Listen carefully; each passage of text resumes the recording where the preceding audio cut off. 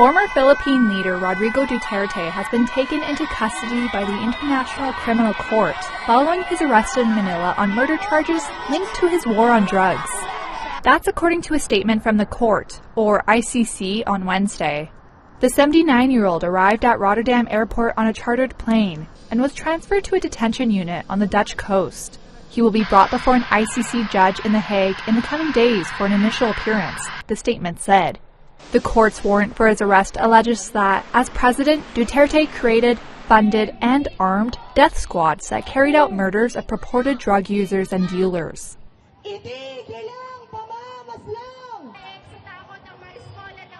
The office has been investigating the situation of the Philippines for some time in relation to the so-called war on drugs. Last month, under the supervision of Deputy Prosecutor Manjay Niang, the team submitted a warrant application to the judges of the pre-trial chamber. The judges have issued that warrant and it's been executed.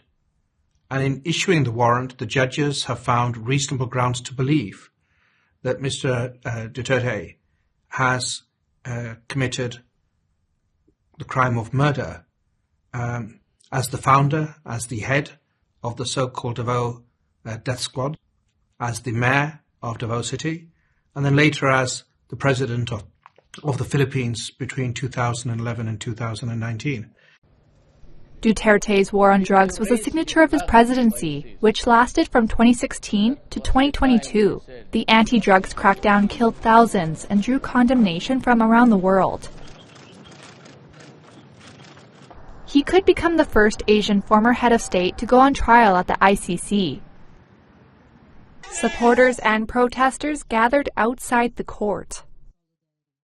In Manila, the remains of more than a dozen victims of extrajudicial killings were laid to rest Wednesday, part of a non-governmental organization's program aimed at helping impoverished victims find a resting place for their slain relatives.